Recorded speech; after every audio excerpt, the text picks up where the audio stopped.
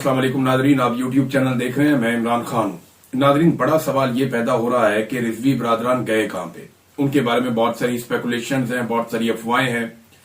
कई लोग बड़े दावे के साथ कह रहे हैं जब हुकूमत बिल्कुल खामोश है और कोई चीज कहने के लिए तैयार नहीं है तो फिर अफवाहें फैलेगी ना। फिर उन अफवाहों की बुनियाद के ऊपर ये मुकदमात दर्ज करते हैं। अभी हुकूमत एक जाल बिछा रही है और एक ऐसा तरीकाकार कर रही है कि मैक्सिमम कमजोर किया जाए तहरीके लब्बैक को, और उन्हें यह लगता है कि कोई मुमकिन रद्द अमल हो सकता है आने वाले दिनों में। उस रद्द अमल को पहले से ही बंदोबस्त कर लिया जाए। पहले इंटरनेट की बंदिश की एक बात पता चली, फिर एक बहुत बड़ा क्रैकडाउन शुरू हुआ, फिर जनाब लिस्टें बनाई गई, वो लिस्टें दी गई कि तहरीके लब्बैक के इन सारे बंदों को पकड़ लिया जाए। बहुत सारे लोग जो है वो अब बयानात भी दे रहे हैं कि हमारा तहरीके लब्बैक से कोई ताल्लुक नहीं है। यही सारा कुछ 9 मई के बाद हमने देखा पाकिस्तान तहरीके इंसाफ के साथ किया गया। तहरीके इंसाफ एक खालिसतन जमहूरी पॉलिटिकल पार्टी है। तहरीके लब्बैक का एक अलग तरह का तर्ज अमल रहा है जिससे कोई इत्तफाक नहीं कर सकता। लेकिन ये जो कुछ उनके साथ हुआ ये जुल्म है, ये बर्बरियत है और ये एक जहालत है हुकूमत की जानिब से जो हुकूमत ने की है, और जुल्म को रोका जाना चाहिए। मेरी बदतरीन मुखालफत रही इस जमात के साथ, बल्कि मेरी दूबदू लड़ाई भी हुई इनके साथ, लेकिन इसके बावजूद मैं ये कहता हूं और मुझे कहना पड़ेगा कि इनको निहत्ते लोगों को घेर कर मारा गया, और उस वक्त मारा गया जब दुनिया को यह बताना था कि जनाब इसराइल के मामले में अगर कोई हमारे रास्ते में आएगा तो हम उसके साथ ये करेंगे, क्योंकि पॉलिसी इसराइल के मामले में शायद ये हुकूमत की अब बदल गई है और पैगाम इसी नौयत का मुझे लगता है कि देना मकसूद था। अब नाजरीन, इमरान खान साहब का एक स्टेटमेंट है वो मैं आपको बताता हूं, लेकिन उससे पहले देखें ये भाई दोनों गए कहां पे। एक तो जब कोई बंदा लापता हो जाता है तो फौरी तौर पे हेबियस की एक पिटीशन की जाती है हाई कोर्ट्स के अंदर, वो भी हमें दिखाई नहीं दे रही। थोड़ा बहुत एहतजाज सुनने में आ रहा है, कुछ जगहों पे हो रहा है तहरीके लब्बैक की जानिब से, लेकिन बड़े पैमाने पर गिरफ्तारियां भी हो रही हैं। फैमिली की तरफ से भी एक खामोशी है। पार्टी के अंदर जो दीगर लोग हैं वो भी सब अचानक गायब हो गए हैं, और ये दोनों भाइयों के बारे में कुछ पता नहीं है। पहले दिन जो इतलात आई वो ये कि एक भाई जख्मी है और दूसरा शायद वो भी जख्मी है। फिर इतला आई नहीं एक ठीक है, फिर इतला आई जी एक पकड़ा गया है, फिर इतला आई नहीं दोनों ही गायब हैं, दोनों पकड़े गए हैं। फिर इतला एक और दी गई कि जनाब ये साद रिजवी की ऑडियो ये सुन ले, वो भी जाली थी। फिर ये कहा गया जी कि दोनों भाई जो हैं उनका पता चल गया वो कहां पे हैं, अब उन्हें पकड़ने के लिए कोई कार्रवाई की जाएगी और उनको वार्न किया जा रहा है कि गिरफ्तारी दे दें। फिर वो बात भी बाउंस बैक हो गई। तो मीडिया को डिफरेंट खबरें दी है। इस वक्त जिन्होंने इन दोनों भाइयों को उठा लिया है वो फर्दर प्लान बना नहीं पा रहे, और वो ये चाह रहे हैं कि जब इन दोनों भाइयों को मंजरे आम पे लाया जाए या इनके बारे में मालूमात मंजरे आम पे लाई जाए तो मुमकिना जो रद्द अमल है इनकी जमात का उससे पहले कंट्रोल कर लिया जाए। लगता है कि कुछ ऐसा हो गया है जिसके बाद रियासती इदारे ये कैलकुलेशन कर रहे हैं कि जितना मैक्सिमम हो सके आने वाले दिनों में रद्द अमल को कंट्रोल किया जाए, और उसके लिए चीजों को अभी छुपाया जा रहा है और कभी एक खबर चलवाई जाती, कभी दूसरी, कभी तीसरी। अभी तक हकीकत सामने नहीं आई कि दोनों भाई हैं कहां पे। मेरी दानिश में जो मुझे समझ आती है, ऐसी सिचुएशन में बंदा हमेशा एजेंसियों के पास होता है, इंटेलिजेंस एजेंसियों के पास बंदा होता है, और वो उसको गिरफ्तारी डालते हैं या उसको मंजरे आम पे जब लेकर आते हैं तो उससे पहले वो बंदोबस्त करते हैं कि ये मलबा उनके ऊपर ना गिरे या कम से कम इसका रिएक्शन ना आए।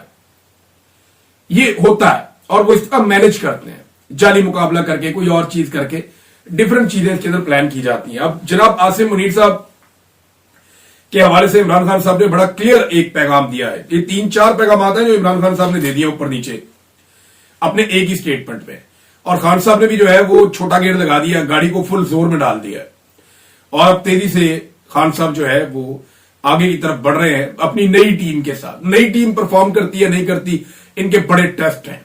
यानी सुहेल अफरीदी का जो पहला टेस्ट है वो क्या है, इमरान खान से मुलाकात करना।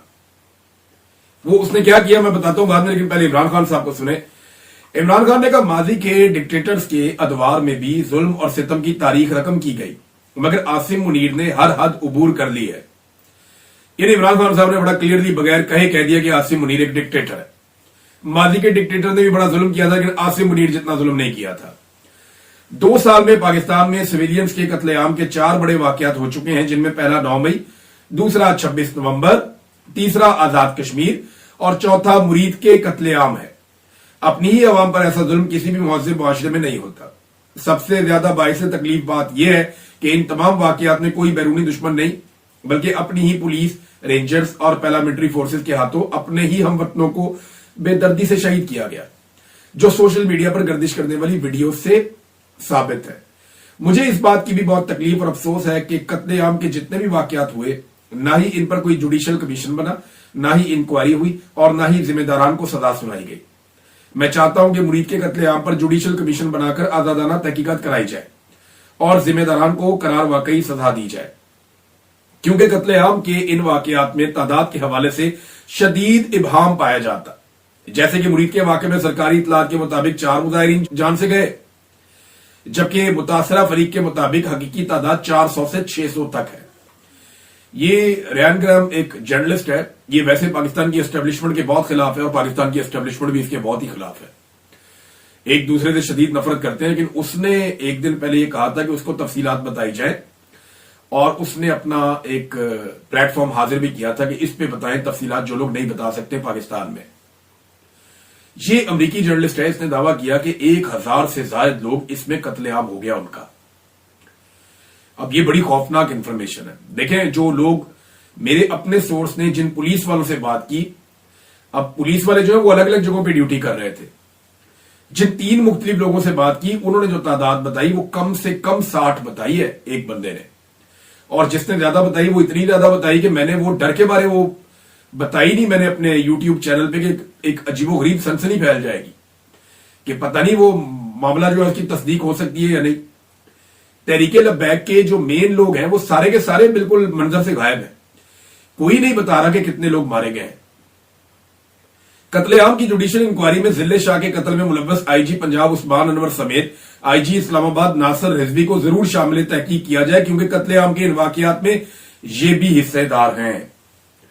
मैं ताकीद करता हूं कि खैबर पख्तूनख्वा में हमारे कारकुनान और अवाम बाद अज नमाज जुमा मुरीद के कत्लेआम के खिलाफ एहतजाजन निकले। ये किसी एक सियासी जमात नहीं बल्कि तमाम पाकिस्तानियों का फर्ज है कि वो इस बर्बरियत के खिलाफ आवाज उठाएं और जुडिशियल कमीशन के क्याम का मुतालबा करें। इस जुल्म और बर्बरियत का रास्ता ना रोका गया तो बारी बारी सब इसकी जद में आएंगे। वही बात जो मैं कहता हूं कि बारी बारी सबकी बारी, कोई नहीं बचेगा। ये एस्टेब्लिशमेंट सबको मारेगी, क्योंकि इनका वफाद इतना बड़ा है कि ये सबसे लड़ पड़ेंगे एक वक्त आएगा, और सारों को मारेंगे एक वक्त आएगा, बारी बारी मारेंगे। फिर जो पहले मार खाया हुआ होगा वो साइड पे होकर बैठ जाएगा, फिर नया मार खाएगा। लिहाजा मिलकर इनका मुकाबला करो, वरना ये बारी बारी सबको मारेंगे। ये बात बिल्कुल ठीक है। पाकिस्तान और अफगानिस्तान के दरमियान बढ़ती हुई कशीदगी पे इमरान खान साहब ने कहा कि यह बाइस तशवीश है। 2 मुस्लिम हमसाया ममालिक के दरमियान लड़ाई किसी भी मफाद में नहीं है। दोनों मुल्कों के दरमियान तनाज़ात को लड़ाई के बजाय मुज़ाकरात के जरिए हल करना बेहतर है। जिस तरह यहां 3 नस्लों से मुकीम अफगान पनागजीनों को दहाइयों की मेहमान नवाजी के बाद धक्के देकर मुल्क से निकाला गया, वो भी अफसोसनाक है। जो तुम मस्जिदों में ऐलान करवाए जा रहे हैं कि अफगानी आपके इलाके में कोई है तो निकाले उसको। तो अफगानिस्तान हमारा मुस्लिम हमसाया मुल्क है। दहशतगर्दी से मुतालिक मामलात बातचीत से हल किए जाएं। तारीख से साबित है कि डिक्टेटर्स कभी भी अमन नहीं ला सकते, क्योंकि मिलिट्री डिक्टेटर्स को मिलिट्री सोल्यूशन के अलावा कोई हल नजर नहीं आता। याया खान समेत तमाम डिक्टेटर्स की मिसालें हमारे सामने हैं। ये मामला सियासतदान मामला फहमी से हल करते हैं। अगर इनसे नहीं होता तो मुझे पैरोल पर रिहा किया जाए, ताकि देर पा अमन के क्याम और अफगानिस्तान से तनाजे के हल के लिए अपना किरदार अदा कर सकूं। इमरान खान तो कहते हैं यार आपसे नहीं होता ना, आप बातचीत से मसला हल नहीं कर सकते, मुझे पैरोल देकर रिहा करो। वो कोई रिहाई नहीं मांग रहा, वो ये नहीं कह रहा कि मुझे केसेस खत्म कर दे, कुछ और कर दे। वो कह रहे थे मुझे पैरोल पे छोड़े, मैं ये मामला निपटा के फिर वापस चाहे मुझे दोबारा पकड़ लिया। पैरोल की रिहाई यही होती है ना कि एक स्पेसिफिक टाइम पीरियड के लिए एक मखसूस काम करने के लिए आप बंदे को छोड़ते हैं, फिर वापस बंद कर देते हैं। तो इमरान खान साहब ने कहा जी आपसे नहीं हो रहा ना, मुझे पैरोल पे छोड़ो, मैं ये काम करके देता हूं और एक मुस्तकिल अमन कायम करता हूं। मुल्की हालात से मायूस होकर पहले ही 30 लाख पाकिस्तानी मुल्क छोड़कर जा चुके हैं। मुल्क से तेजी से मल्टीनेशनल कंपनियों का इनखला जारी है। बैरूनी सरमायाकारी आना तो दूर की बात है, मुल्क के अंदर से भी सरमाया तेजी से बाहर जा रहा है। जब तक मुल्क में अमन नहीं होगा, सियासी इस्तेहकाम नहीं आ सकता, और सियासी इस्तेहकाम की अदम मौजूदगी में माशी इस्तेहकाम मुमकिन नहीं है। खबर इसके साथ एक जोड़ता हूं, मैं इमरान खान साहब का बाकी स्टेटमेंट आपको बाद में बताता हूं। खबर यह है कि गूगल ने इंडिया में $15 अरब की लागत से एक आर्टिफिशियल इंटेलिजेंस का मरकज बनाने का फैसला किया है। यानी वहां पे इंडियंस ट्रेंड होंगे। आर्टिफिशियल इंटेलिजेंस का शोबा जो पूरी दुनिया के अंदर बहुत तेजी से आगे जा रहा है, वहां से इंडियन ट्रेन नौजवानों को पूरी दुनिया में भिजवाया जाएगा। तो गूगल वहां पे $15 अरब इन्वेस्ट करने जा रहा है भारत में। तो भारत को पाकिस्तान से लड़ने की क्या जरूरत है? अगर